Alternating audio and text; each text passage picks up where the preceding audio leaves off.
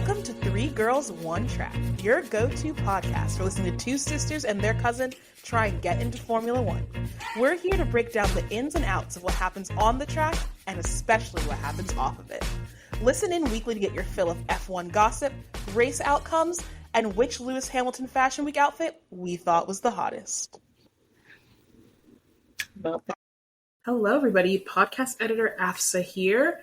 As you may hear in a second, we had some audio issues this episode, so please bear with us. Hopefully it'll be fixed by next time. And we also are amateurs, so we forgot to hit the video record button. So if you hear us reference us being on video, that's why.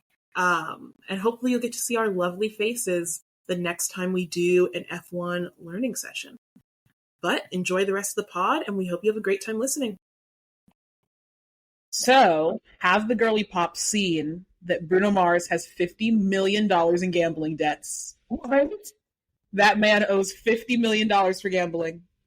I believe to MGM, right? Gamble for $50 million. MGM sports bet gambling at that. I think it's sports bets, right? Because he had a residency at the MGM Grand, and supposedly he was making, or he is making, like over $1 million a night for every show. He needs to be paying back his debts with that. And I'm like wondering, is like the $50 million like on top? Like, is it $50 million excluding? Are they garnishing his wages? Yeah, I'm a little bit confused, but I'm also like, why did this come out right now? Yeah, I was very shocked to see that. I was like, oh. And then I saw that, to be honest, it seems like he's not good with money, because it seems like that's also why. I don't think it's surprising at all that the man's not good with money. What'd you say? No one expected him to be a financial savant. Yeah, like, of course he's not good. But you also kind of expect, when you're making that much money, you have people around you who are good with money. Well, at that point, that's a choice. Because he's making $90 million for his residency a year. I mean, gambling is a sickening. It is a sickening. Yeah, homie has lots to worry about. I'm not surprised about this. I mean, I don't know if surprise would be I'm not necessarily. You'd be surprised. I'm not surprised with what celebrities do, but I am just kind of like, 50 million is a large number. 50 million's a lot. Like, are you paying anything back, or are you just getting it from the table and like, ooh, that sucked, and just walking away? like, you know, I guess. Yeah. Unfortunately, I'm not gonna lie. If there's anyone who can make it back, it's Bruno Mars. So. Oh, for sure. Hey, if he brings the show to Maryland, I'll happily help him pay off those debts.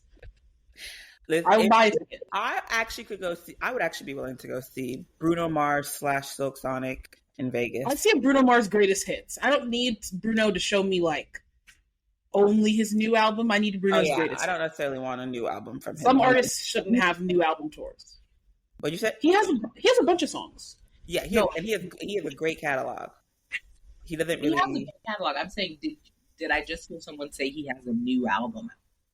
Not like new. I think that was like a little bit ago.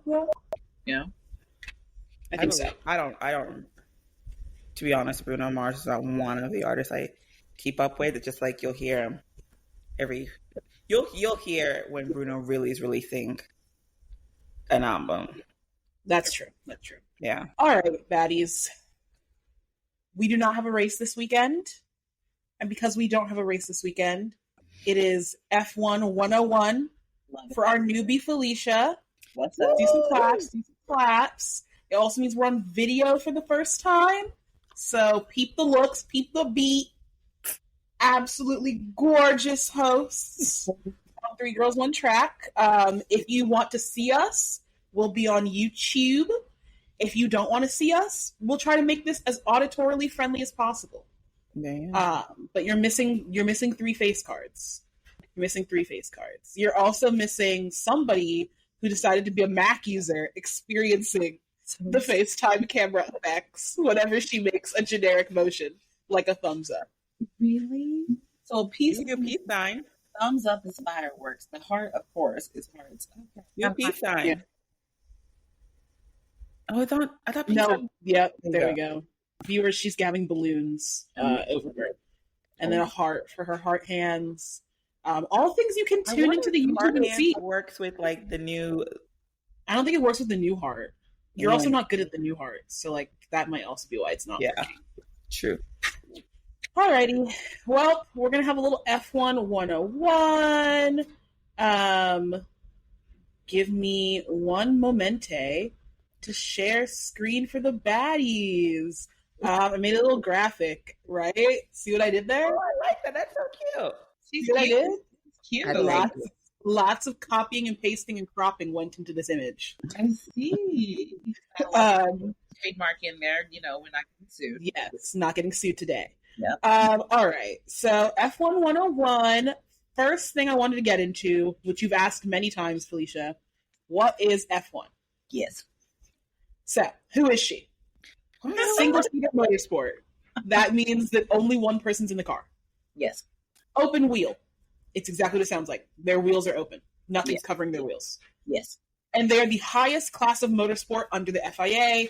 The FIA has a French basis, so they're the Fédération Internationale des Automobiles.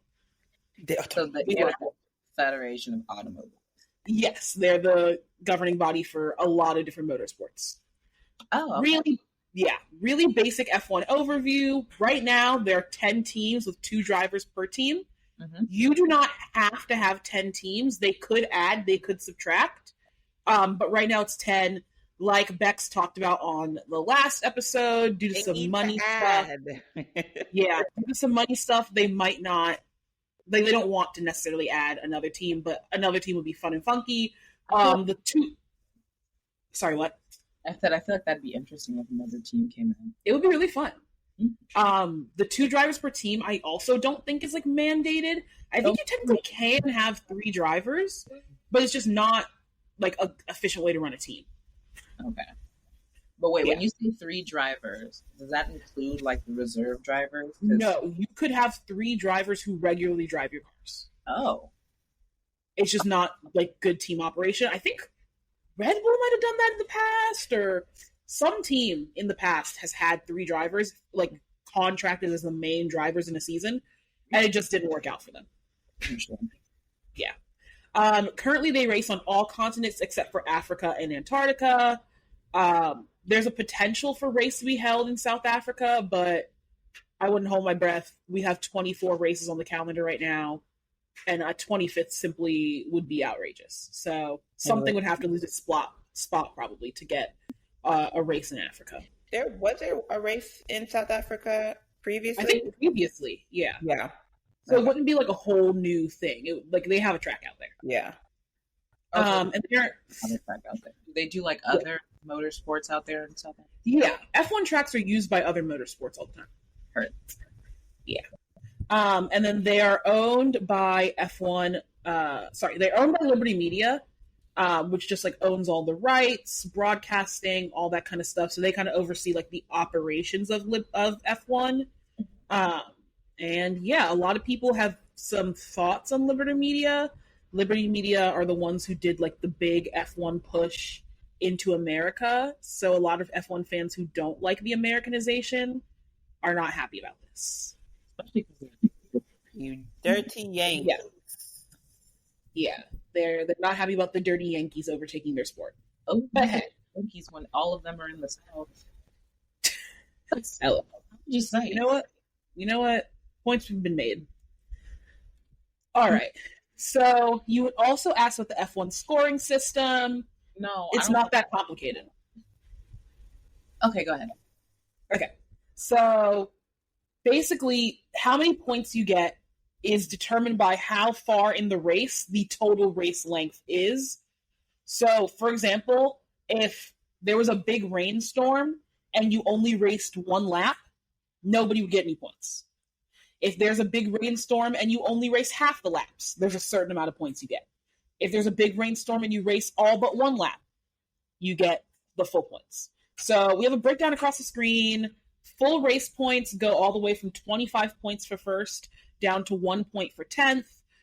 Anywhere between 2 laps of racing and 25% of the full race distance First place gets 6th, and then it's all the way down to 1 point at 5th.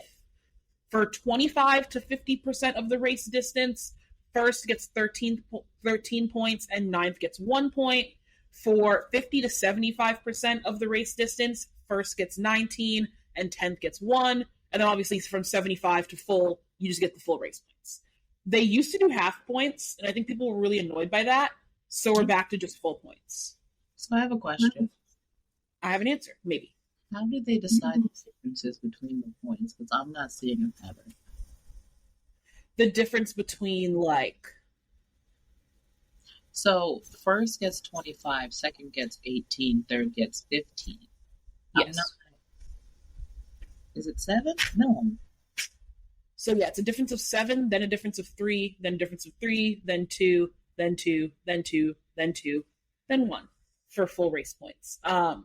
So it's sort of like a staggered distance between the positions to kind of keep like a good spread across like the drivers. Yeah. If you get fastest lap and you're in the top 10, you get 1 point. For sprint races, which are like the little mini races they have sometimes, there's 6 this year. You get 8 points for first, 7 for second, and then it trickles down until you're in 8th place. And then, sorry, what'd you say? Oh, I was agreed. Oh, lit. And then full points are awarded if you get over 75% of the race distance, or if there's like a red flag and then you start racing again, you also get full points. This caused a weird situation in Suzuka, not last year, but 2 years ago, because Max ended up winning the championship like unexpectedly, because Suzuka, I think they only raced like half the distance. So everyone was like, oh, they're going to do the half points. But because it was a red flag, then they resumed. They gave them full points because the wording is weird about what happens if it's resumed after a red flag, not just ended and then you're done. So, question: what is the inconsistency? Yeah. Red flag. What is it for? Is it when there's red flag comes out? So a red flag just indicates that you're going to end up stopping the race. So there's lots of reasons you could stop a race. It could be a crash. It could be weather. It could be something's wrong with the track. It just indicates we're stopping the race. And the race is just over. It's not going to resume. You can resume after a red flag. Okay. It just means the race is stopping for the moment. And we can get into a whole F102 at the next gap in races about penalties, flag system, rules, all that kind of thing. Beautiful. All right, let's get into these teams.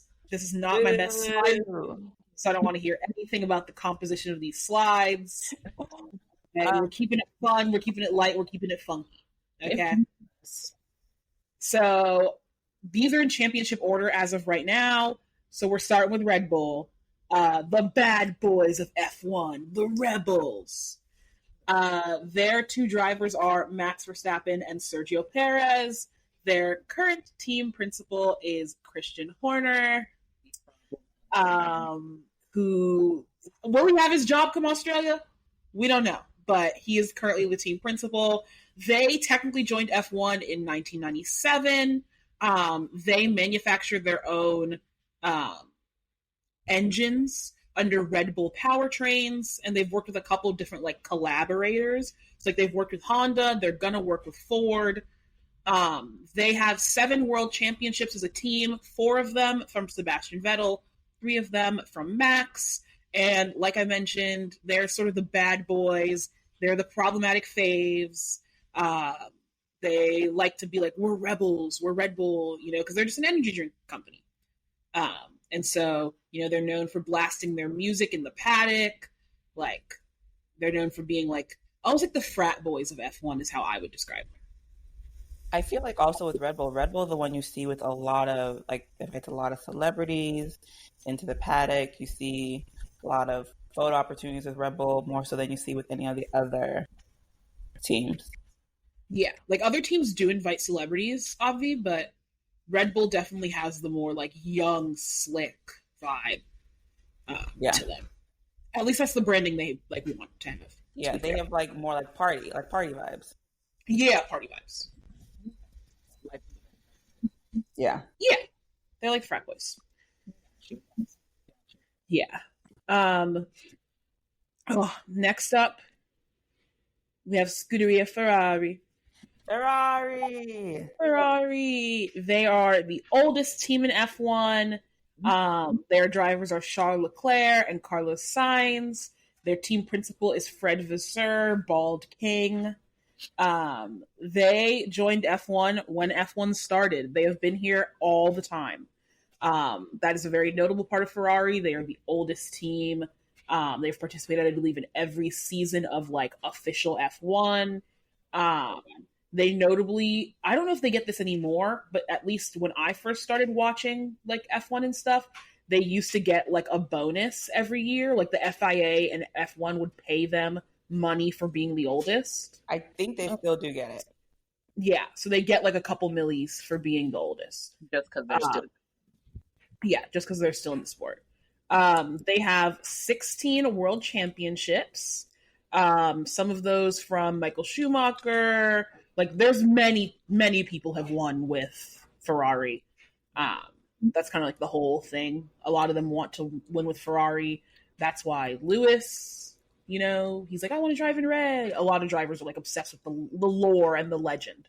I think Ferrari kind of has like, I remember reading something where like, when you ask a little kid to draw a car, they always draw like a red car, and that's sort of and it's been attributed to Ferrari that's sort of what kids think of when they think of like race car. They think of like the sleek red car, and that's what Ferrari's kind of hung their hat on all these years. Yeah. They have very old money vibes because they are the oldest, and they also make their own engines. I can feel this question coming on when I say make their own engines, and we will get to that with the next team. Yeah. All right. Now we have McLaren. They are also an old school F1 team. They joined in 1966. Their current drivers are Oscar Piastri and Lando Norris.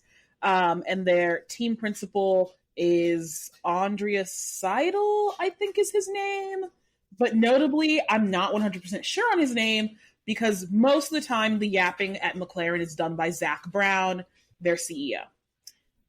Zach Brown is on the right, Andreas on the left. They have 8 world championships, one of them from Lewis Hamilton. And they kind of serve like, sorry, what'd you say? I forgot. He was back in the day. Yeah. They kind of try to serve like, we're cool and fun.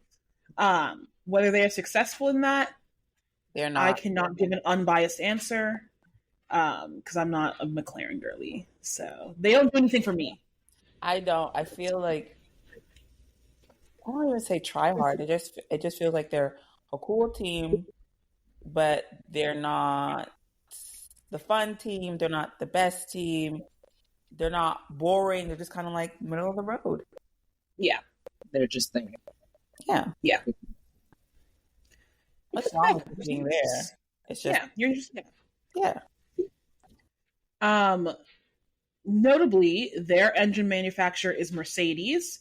So when it comes to F1, there are teams like that literally drive in F1, and then there are engine manufacturers. So there's only a couple of engine manufacturers in F1.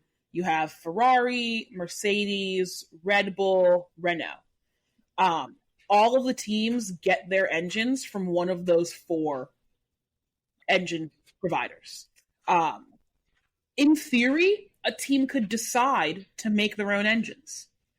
Engines are very hard to make good. So you generally get it from people who are in the engine making business. Yeah. Main engine people. Because I know there are only, 4 or 5? Yes. Ferrari, Mercedes, Red Bull, and Renault. Thanks. You're all good. Oh, all right. On to these people. Mercedes AMG Petronas Formula One team. They joined F1 in 1970. Obviously, they make their own engines. They have 8 world championships. And their vibe, as stated, is like, we're consummate professionals. You know, Toto's all about, it's all about innovation and the right way to do work. And, we looked up that if you paint your walls this shade of blue, it'll actually increase brain function by 13%. That's like their whole vibe. And you know what? I was actually watching Drive to Survive, and Toto really is like obsessed with everything looking a certain way. And I'm talking down to his shirt. Yes. Everybody who likes DTS remembers Toto with his tomat, salt, pumpernickel, coffee or whatever it is he likes. I'm like, what? Yeah, he's very specific. So the team also gives those vibes. Obviously, our king, Lewis, currently drives for the death trap known as Mercedes, alongside George, and then team principal and partial owner, Toto Wolff. I always find it interesting that Mercedes kind of had that stuffy vibe, because while I think Toto, definitely stuffy, and George gives me stuffy, I just think I'm better, whatever. But Lewis doesn't technically give me those vibes, and he's kind of like the face of Mercedes. But Lewis gives me more like, I don't know, colorful, bright.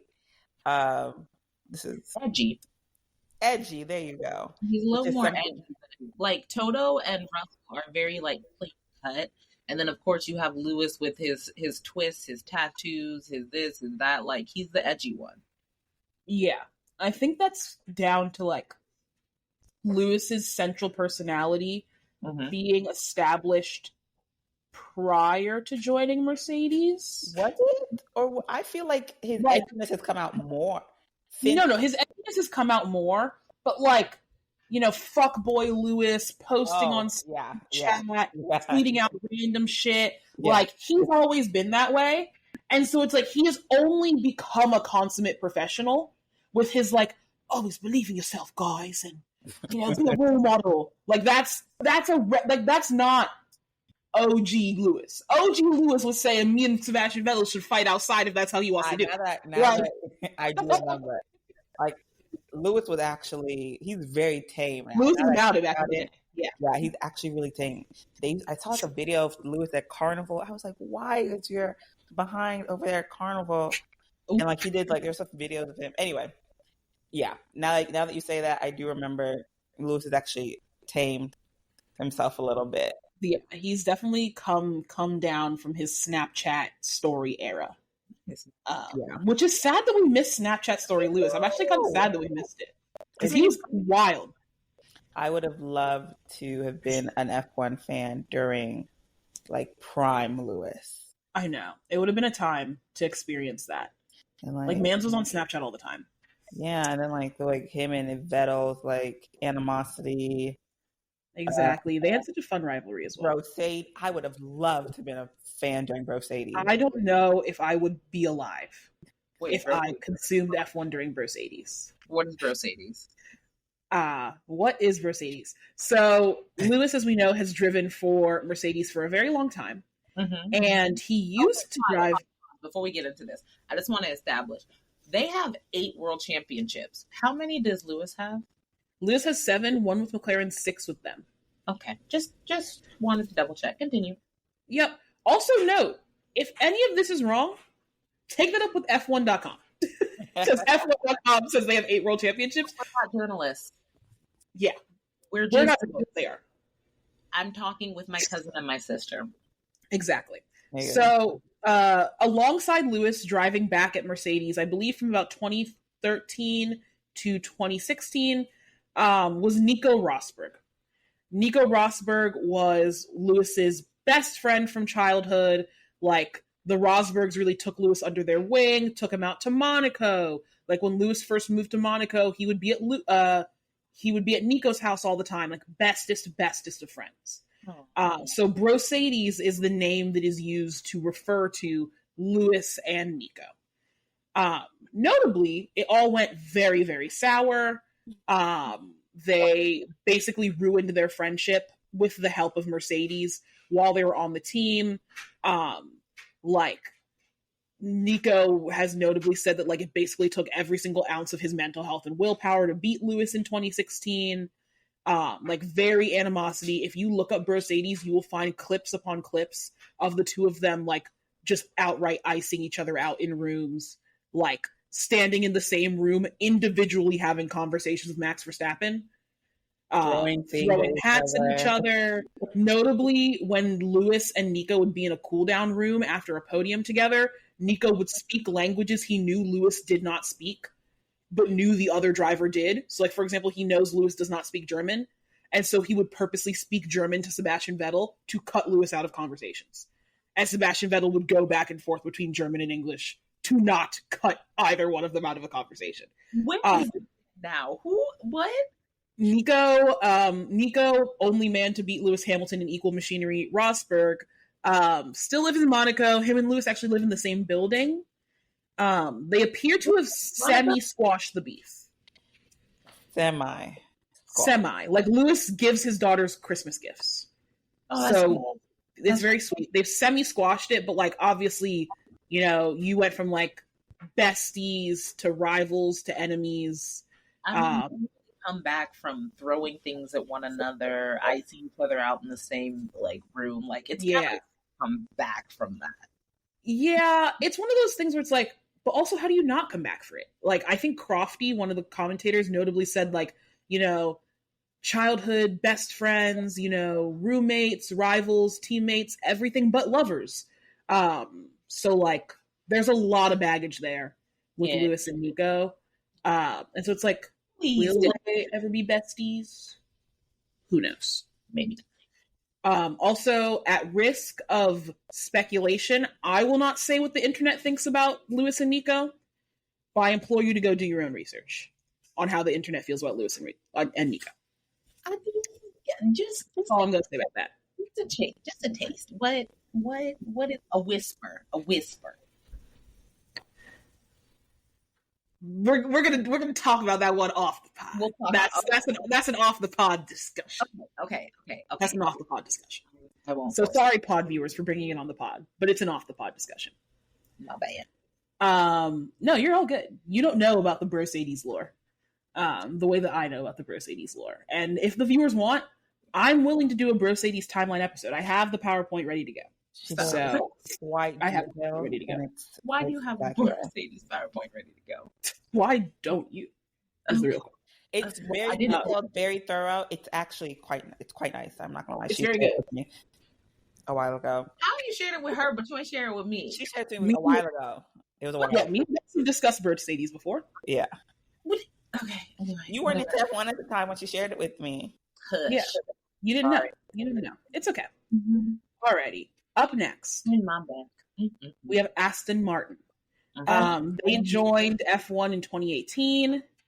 Mercedes makes their engines. They have no world championships, and their vibes are the rich bitches. Notable rich bitch, Lance Stroll. His daddy's a billionaire. Daddy owns the team. Yeah, well. Fernando Alonso also drives for Aston Martin. He's the old one. He's like 44, I think. He is the oldest on the grid. He's the oldest on the grid. He's been driving since like Oscar Piastri was born or something. So he's old. Then their team principal is Mike Crack. I know nothing about that man. Yeah. The man gets memed a lot. It's very sad for him. He gets memed to like high heaven. Who, Lance Stroll or the principal? Oh, the principal with his name. Oh, okay. Yeah. Is it Crack or Crack with a K? Crack with a K.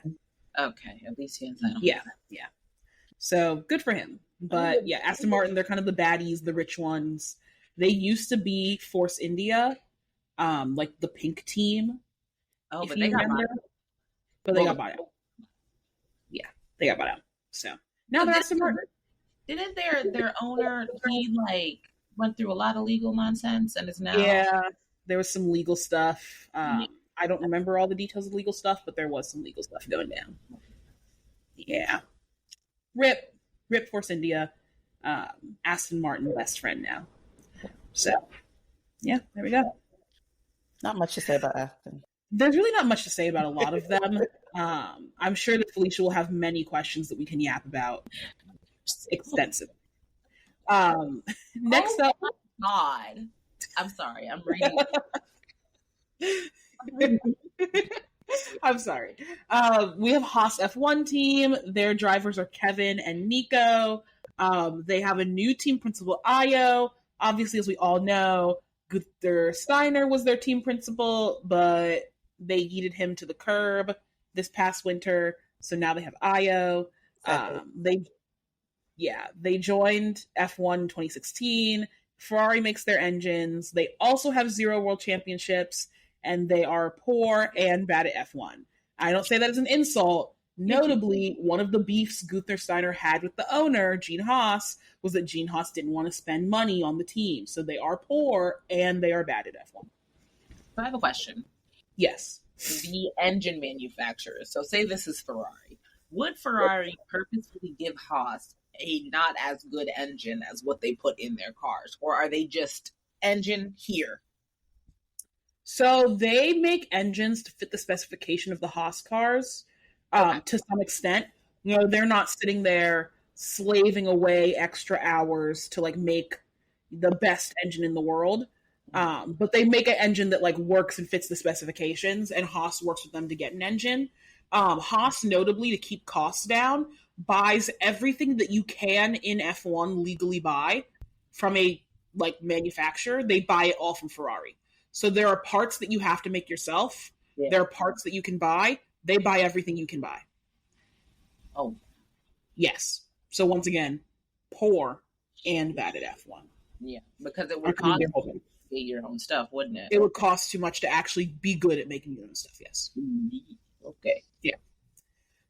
They were good-ish in 2018.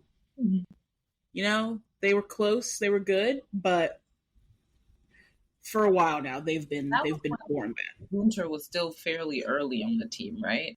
It was their third year of being a real team. Was Gunther there from the beginning, or was he just there in 2018? No, Gunther's been there since 2016. Okay. Yeah.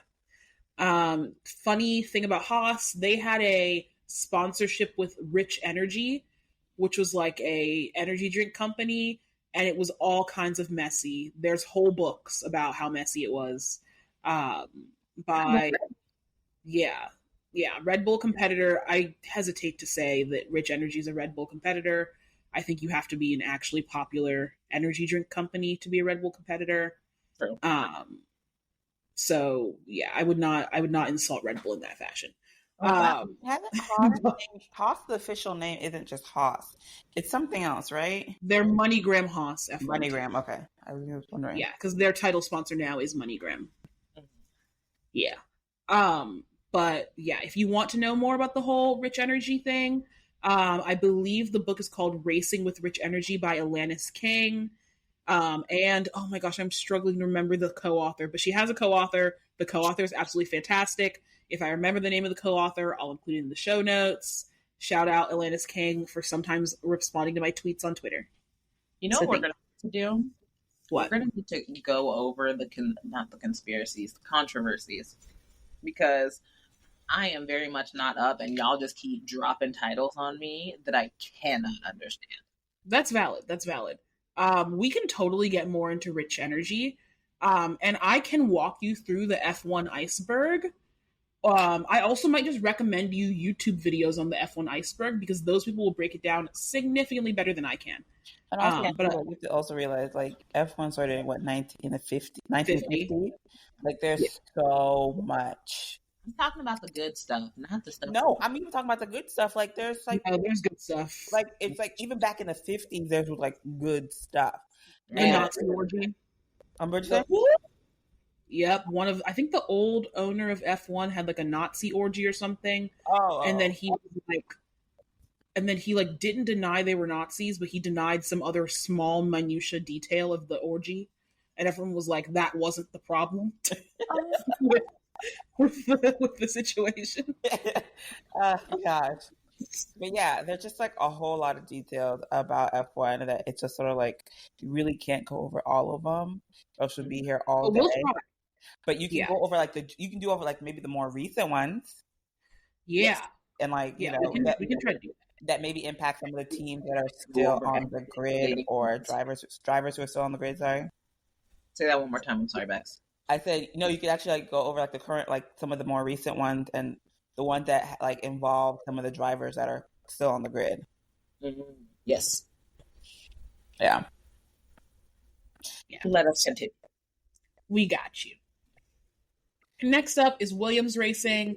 They joined F1 in 1978. Mercedes also makes their engines. They have 9 world championships. Wow. And their vibes are fallen legends because they used to be the baddies. Like they were bad bitches. They were. They were bad bitches, and they have fallen off greatly. What happened? Oh. So every couple of years, there's like engine and like F1 regulation changes, and so sometimes you can just end up on the back foot. And like Williams kind of just at some point started declining in the quality of the cars, and it's just been like a steady decline.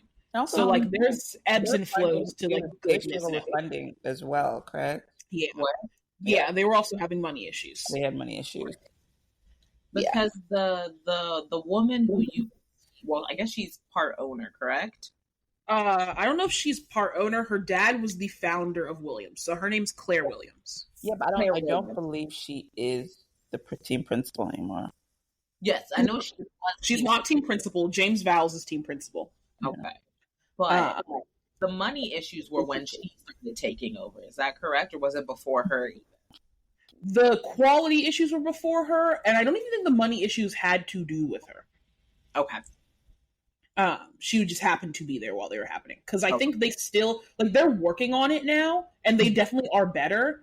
But to my knowledge, they weren't like a thing that she caused. They were more so like a parallel timeline situation. Okay. Like a situation she happened to be there for. Yes. Okay. Also, so drivers for Williams, Alex and Logan, team principal James Vowles. I would like to say, I'm a James Vowles stan 10 toes down. Really? I love James Vowles. I think he's my favorite team principal, like as a person. Oh wait, this is the new guy. This is the new guy. This is the guy who everyone thought he was a Toto clone, and then he's now way hotter and way more likable than Toto. Well, I think I messaged you and I said, "Who is this man that looks just like Toto?" He looks nothing like Bono. He looks like Bonington. You say what? You said Bono when you texted me. She said Bono. I don't know. There's about 3-4 of them that look like the same white man. Wait. Yeah, she said Bono. Hence why I went, what are you talking about? Wait, Bono the singer? No, Bono, Lewis is a race engineer. I don't know. Listen, they look like the same. I'm getting fairly no confused. sense. But you think he looks like Bono? Who? No. Felicia DM'd me on Instagram. Yeah. And she said, standing next to a man who they looked alike standing next to one another, right? She DM'd me and said, who is this man that's looking just like Toto? I thought it was him, but apparently it's this Bono person who I don't know who he is. But now I'm just coming to realize that half of the track just looks like Toto. Also, this guy studied under Toto, or like he worked with Toto for a while. After Felicia. After you explain, I still don't understand what you said. I'm going to cover many things that were said just now. One, James Vowles worked at Mercedes. Correct. Yes. Recently became team principal of Williams. Correct. Yes. Great. Thing number 2. Oh, God. The words that Felicia DM'd me were, why does Bonington look like Toto? Oh, okay. That is the only person you could possibly have been referencing was Lewis's race engineer. Okay. Anybody listening to this podcast, I beg of you, look up Bono Lewis race engineer and tell me, call in, email in, comment on the Instagram. That man does not look like Toto Wolff. Okay. He looks nothing like Total Wolf. In fact, when we inevitably clip this for the Instagram and use this as an Instagram clip, I'm going to put up side-by-side photos, okay, of Toto and Bono. And we're going to stare at those two looking nothing alike. No. Bono's shorter than Lewis. Just A blind person could tell them apart, Alicia. He has moments of looking Toto-esque. I can't wait to put this on the Instagram. Oh my God, I can't wait. It's okay to be wrong, Felicia. You don't have to double down. No, It's okay to be wrong. You don't have to double down. silence. Whatever. I cannot wait. I'm like ecstatic about it. Did you have I'm your glasses on that day? Maybe you didn't have your glasses on. Maybe that's why. You know Like what? that's it. Maybe I didn't. Maybe that's why, because It's really sad. yeah. All right. James, Moving on. Okay, fine. I'll shut up. It's okay. We'll have a Q&A portion afterwards. All right. Now we have Stake F1 team Kick Sauber. They got lots of work. horrible name. Horrible name. They're just Sauber to anybody who cares. Their drivers are Valtteri Bottas and Zhou Guanyu. Their team principal, I'm going to be real with y'all, I don't know this man's name. You couldn't pay me to remember this man's name. Notably, he is so, in my opinion, non-consequential to the internet at least, that when I searched for pictures of him, I could not find pictures of him in the new Stake uniform. Mm-hmm. But the internet is insisting he is still the team principal. So I had to put him in the old Alfa Romeo uniform. I could not find this man. So sorry to this man. Sorry to him. Because you don't deserve to be this unknown. Okay. Yes. They joined F1 in 1993. Their engine manufacturer is also Ferrari. I should not have written 70 championships because they have 0. I was actually, I saw. I was like, okay. I said, who are they? They have 0 championships. They not first. Yeah, they have 0 championships, and they are baby Ferrari, but bad at F1.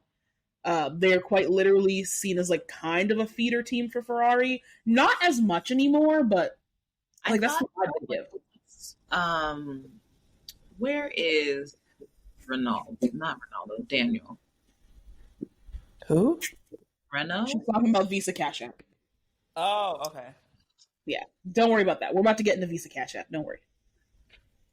In fact, let's get into Visa Cash App right now. So, Visa Cash App Racing Bulls.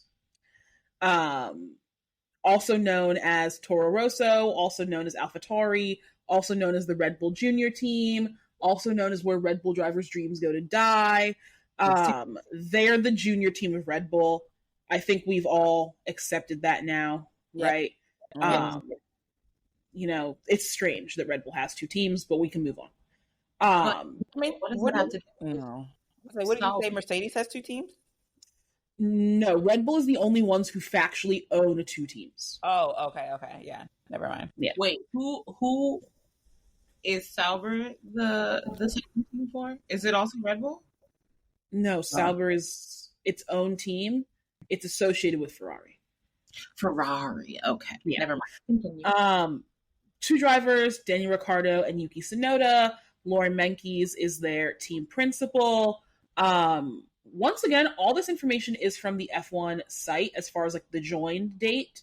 You'll note that they have an earlier join date than Red Bull. I believe this is due to the fact that the teams that Red Bull and RB bought out joined earlier. And so technically, in some iteration of the current ownership of being owned by Red Bull, Visa RB has been around longer.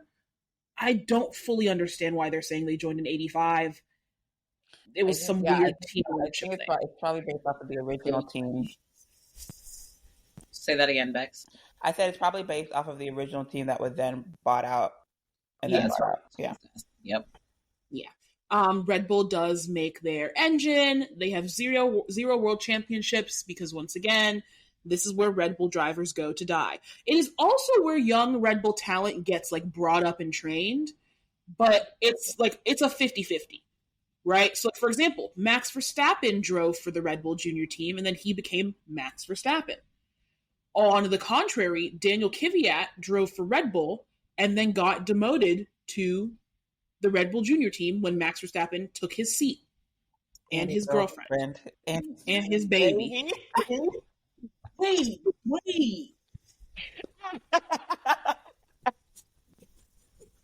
See, now y'all actually have to you actually have to address that because boy. So Daniel was a Red Bull driver. Hold on, okay. From the beginning, please. You were a Red Bull driver, right? Who? So got demoted to the Red Bull Junior team. Right? Daniel Kubidak? Kvyat.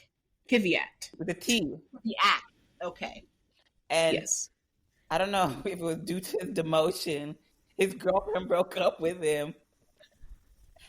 I don't know if it was while she was pregnant or right after she had their baby. I think it was right after the baby. Right after the baby. And then she started dating Max. And basically, Max is her baby daddy. Because, I mean, look, let me not say that. But yeah, I want the record to show Daniel Kvyat is a great father. Yeah. There's literally no evidence that he's anything but an absolutely wonderful co-parent with Kelly Piquet.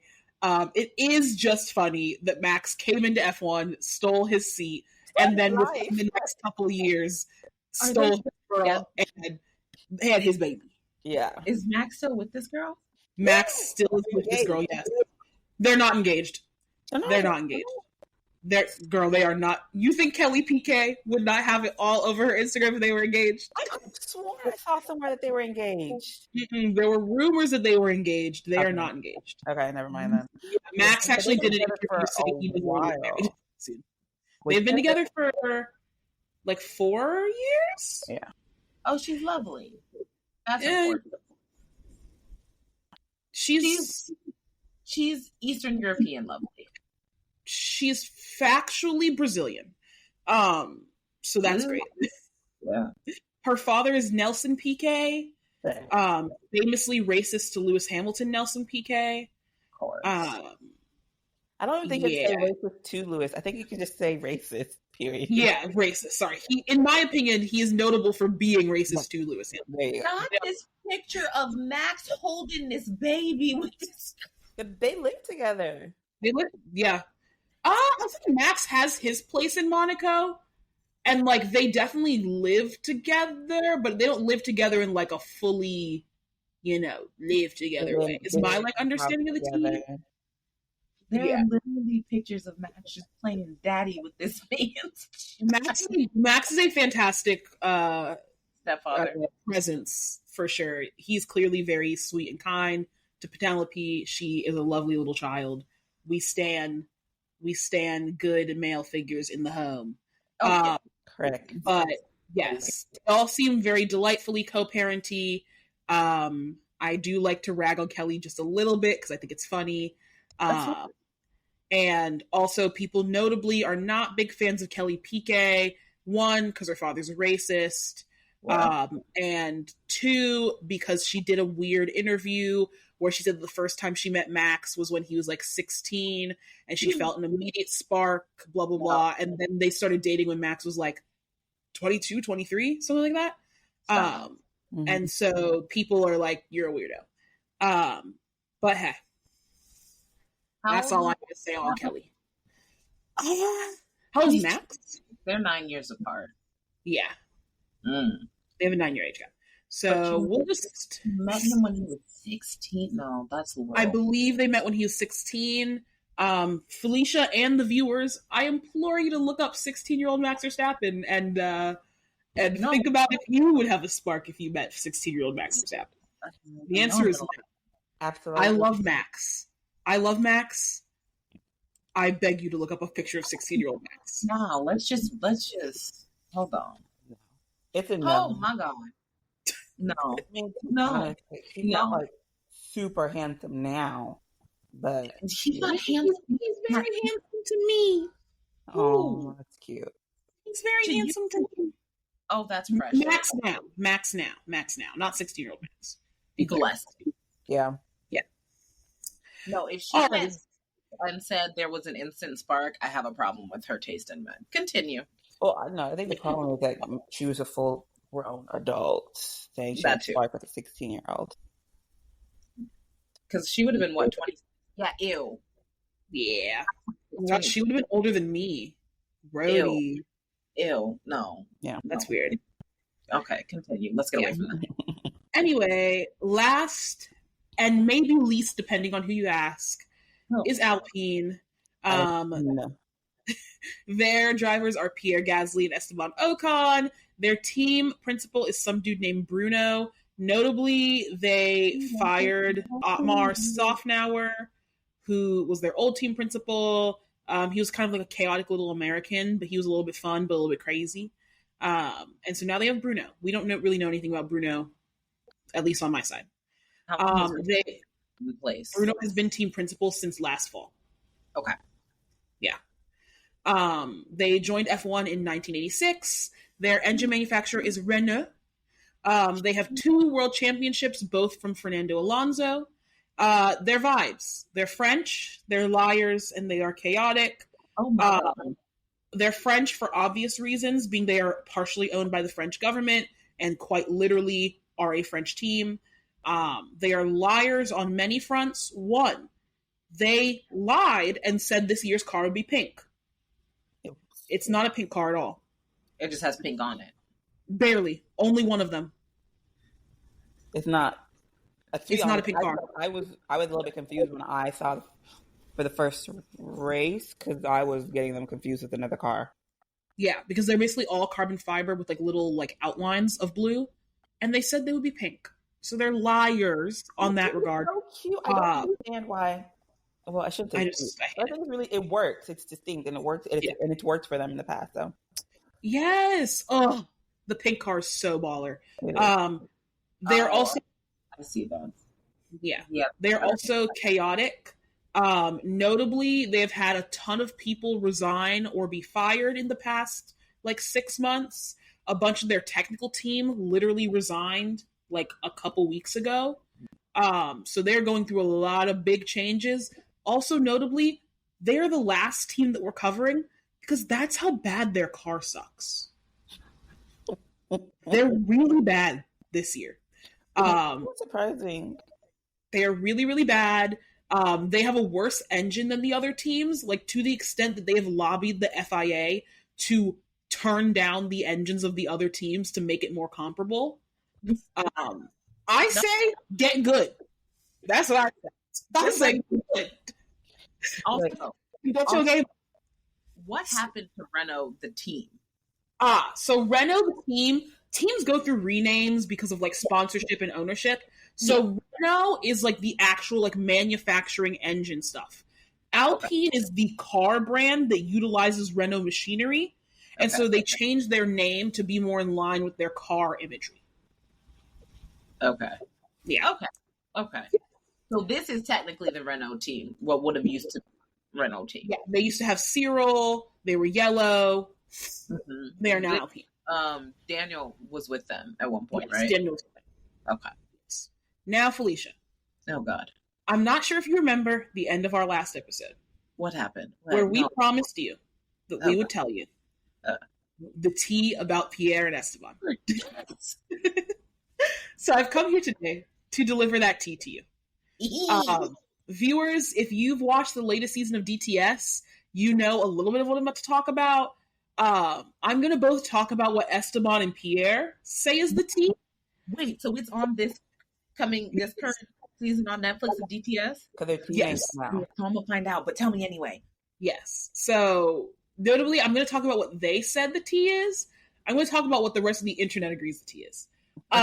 So, Pierre and Esteban claim that, so they're both French and they both came up through the karting system.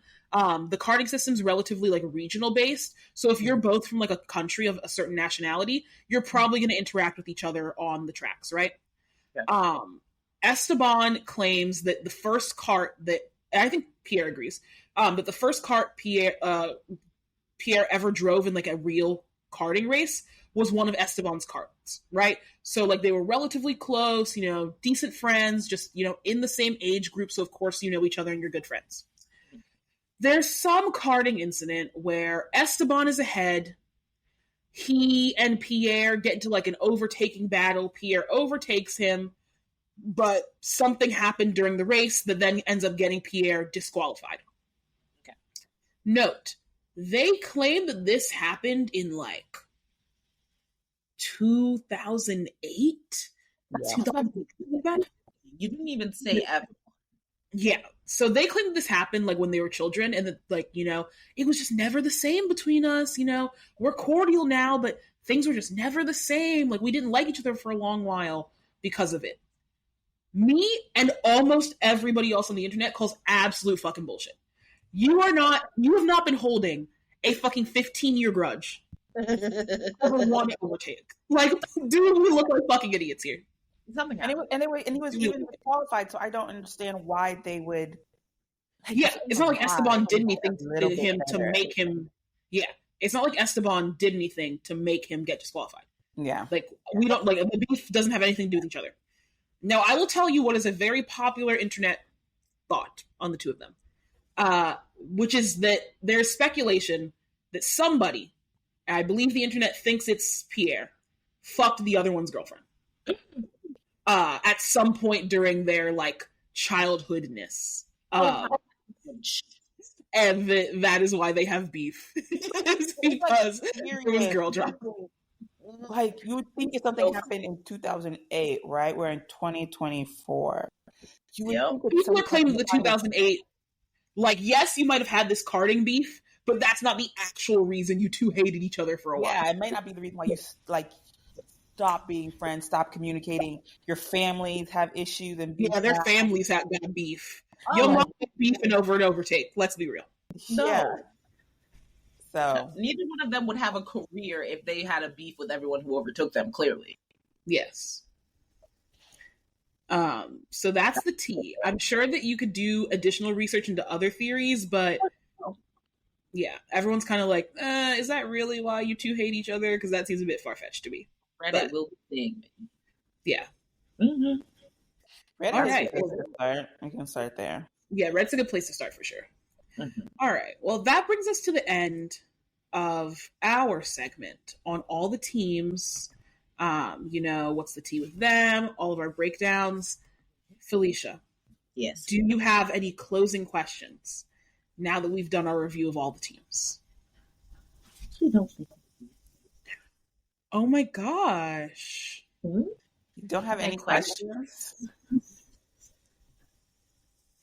This is crazy. I actually had some questions. Thank you. Amazing. Oh, nope.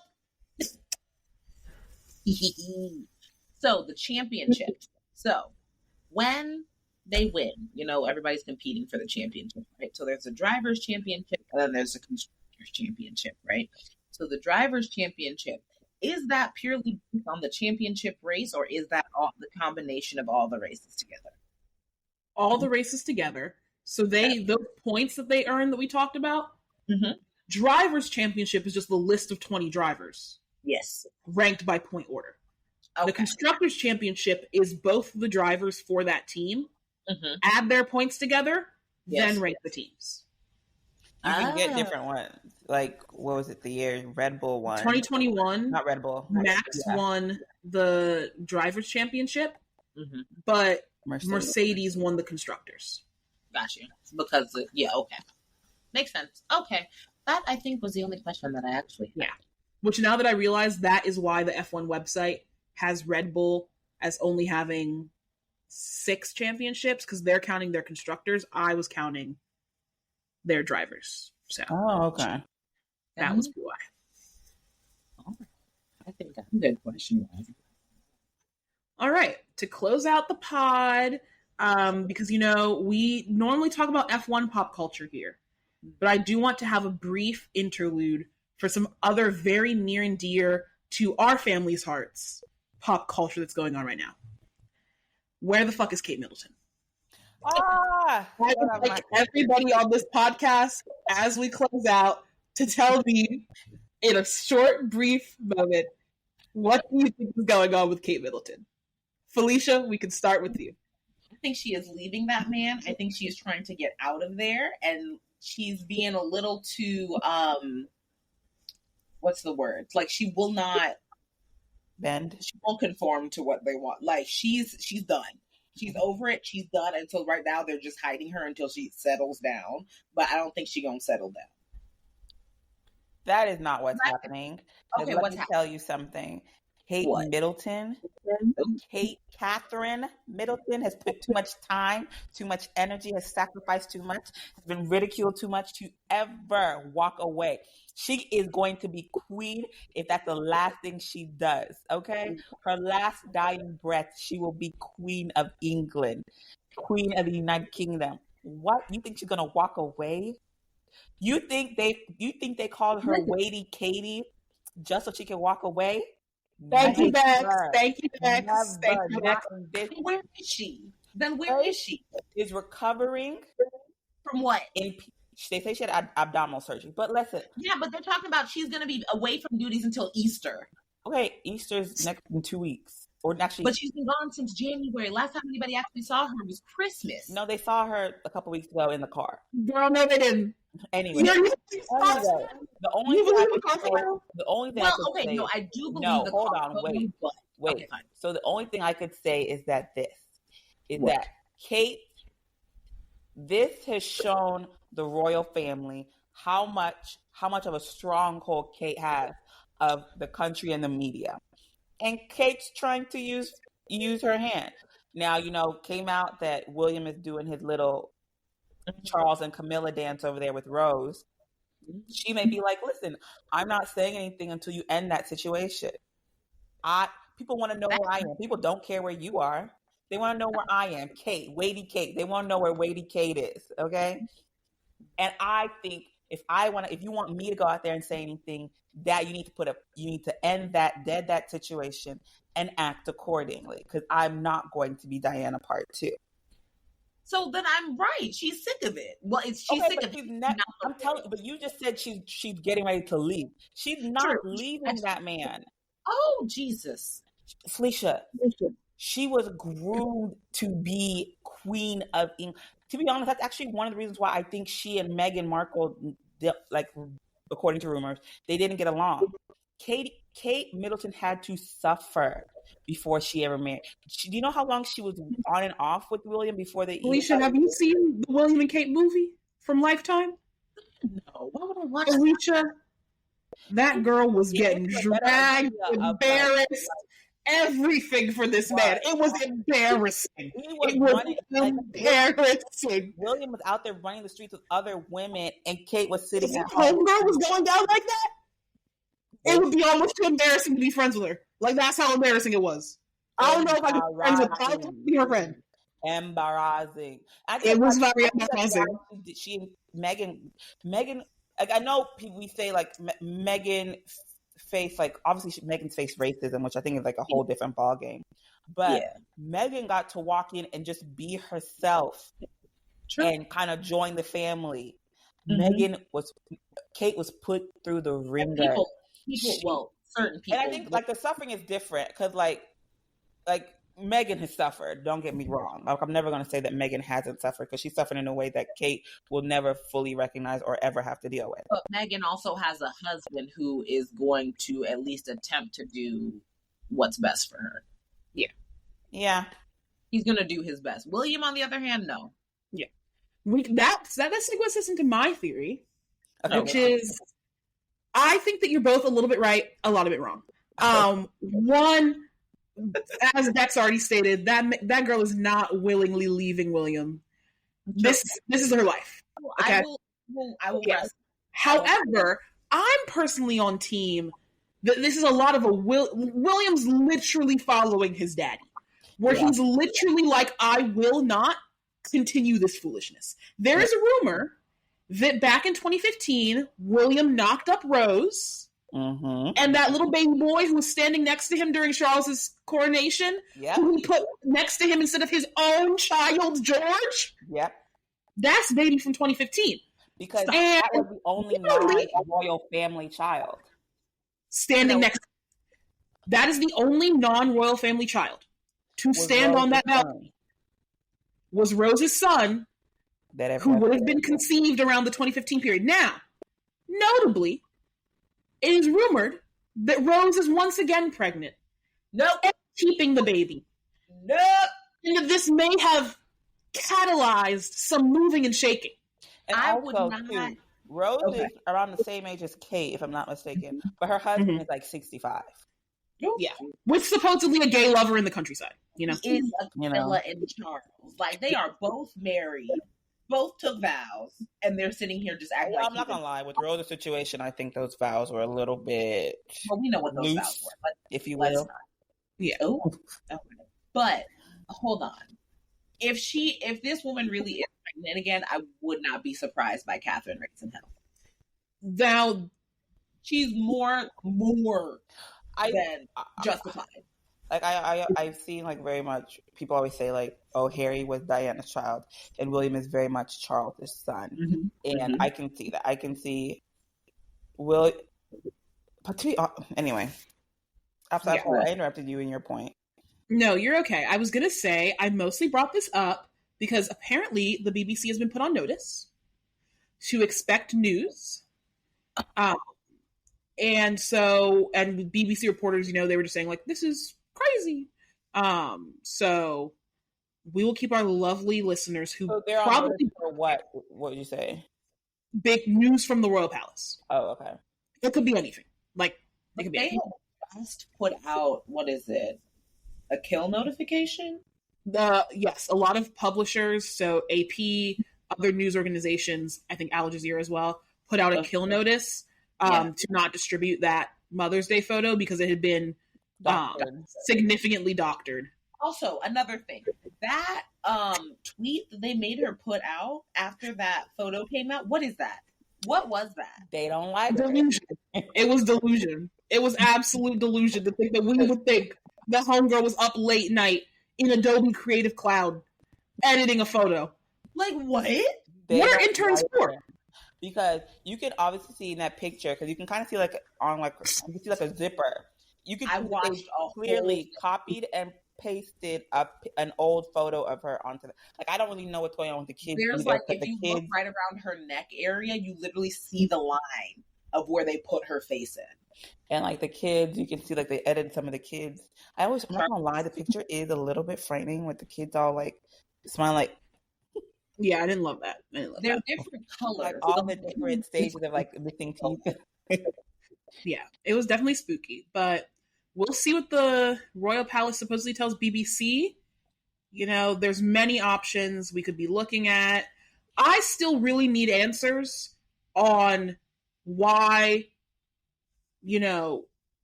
Harry flew to England, saw his daddy for 45 minutes, then hopped back on a plane. I think, So, to be honest, I think Felicia, that Your mommy has cancer, you're going to see her for 45 minutes?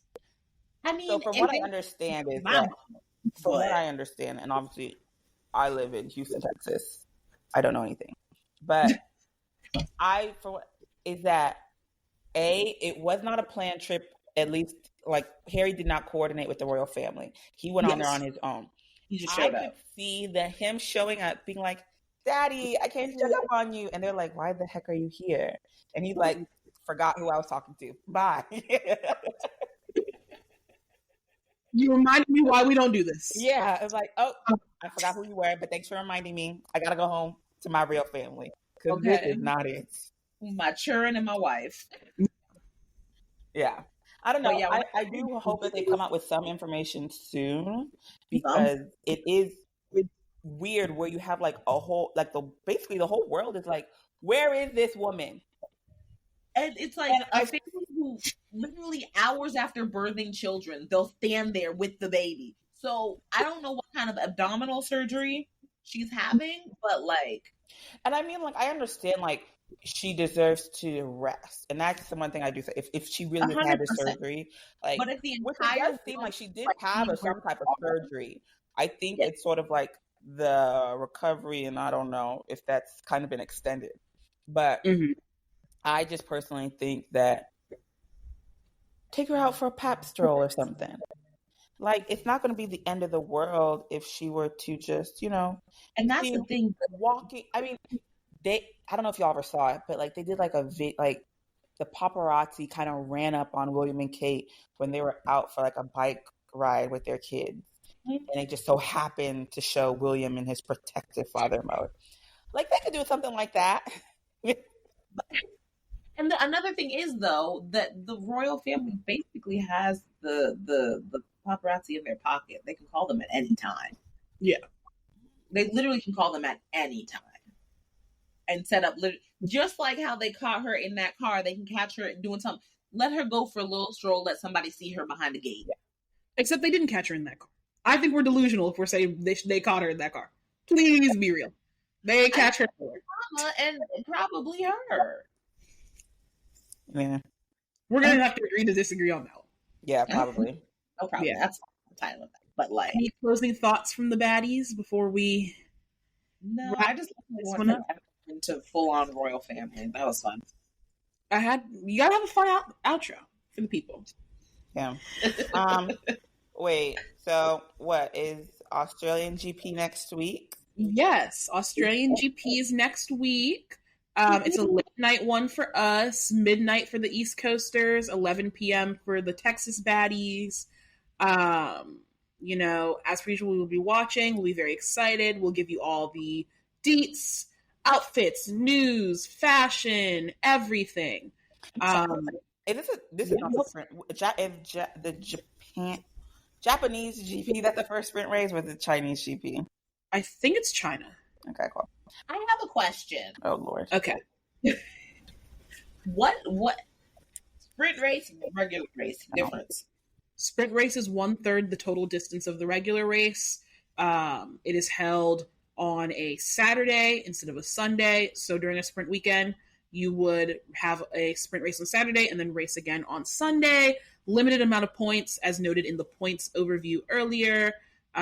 First place gets 8th place gets 1. It trickles down between those.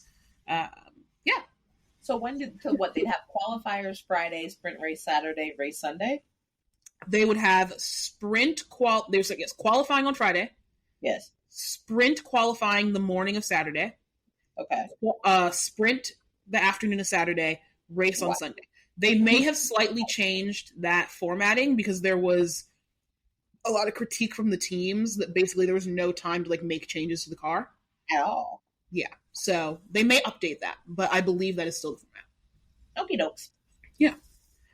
Alrighty. Well, rate, review, subscribe, give us 5 stars and a review on Apple Podcasts if that's where you listen. 5 stars on Spotify if that's where you listen. Subscribe to the YouTube channel. Leave a comment. Send an email. Follow us on Instagram and leave us a DM or a comment. Follow us on the maybe about to be banned TikTok. Oh. However you want to listen and give us feedback, tap in. Remember, we grow the more people listen to us. So send it to your friends, send it to your family, maybe even send it to your old childhood French best friend who fucked your girlfriend. They should be listening too. And with that, goodbye, listeners. Bye.